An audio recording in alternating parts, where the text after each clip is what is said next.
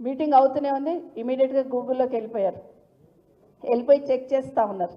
ఏమనంటే కాళేశ్వరంకి వెళ్ళి కాలువల ద్వారా నీళ్ళు వస్తున్నాయి, మరి చెరువులు నింపుకున్నారా లేదా అని ముందు పోయి సిద్దిపేట అక్కడంతా చూస్తున్నారు, అట్లాగే సిరిసిల్ల అంటే కరీంనగర్, మెదక్, ఉమ్మడి మెదక్ అదంతా చూస్తున్నారు. తర్వాత నల్గొండకు వచ్చిన్నారు. మాకు అర్థం కాలే ఏం చూస్తున్నారని మేము కూడా అట్లా చూస్తూ ఉన్నాం. చూపిస్తూ ఉంటే నల్గొండకి వెళ్ళగానే అన్ని చెరువులు నింపుకున్న తర్వాత ఒక చెరువు ఖాళీగా అనిపించింది.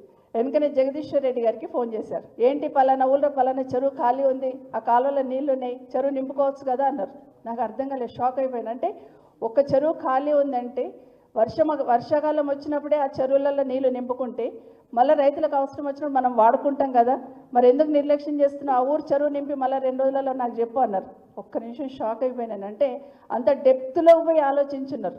అంటే రైతన్నకి ఇబ్బంది ఉండొద్దు, రాష్ట్రం కరువుల పాలు కావద్దు, కరువుల కాటకాలు రావద్దు అనే ఆలోచనతో ఫోన్ పెట్టేసిన తర్వాత నేను అడిగాను అన్నకి, అన్న నాకు కొంచెం బాధ వేస్తుంది అన్న. ఎందుకమ్మా అన్నారు.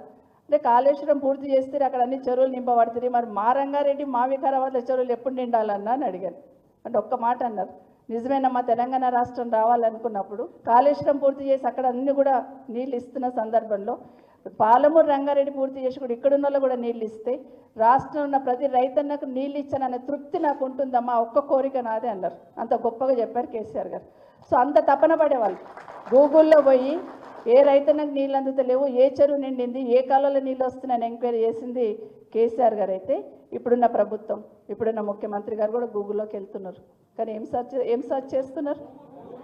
ఎగ్జాక్ట్గా రైట్.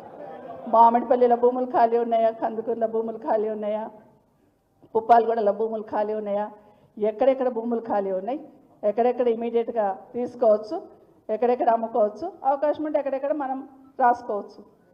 ఇది ఇప్పుడున్న ప్రభుత్వం చూస్తూ ఉన్నారు. కాబట్టి ఆ ప్రభుత్వానికి ఈ ప్రభుత్వానికి తేడా. ఇక్కడ రైతన్న చేస్తారంటే వాళ్ళకు పట్టదు.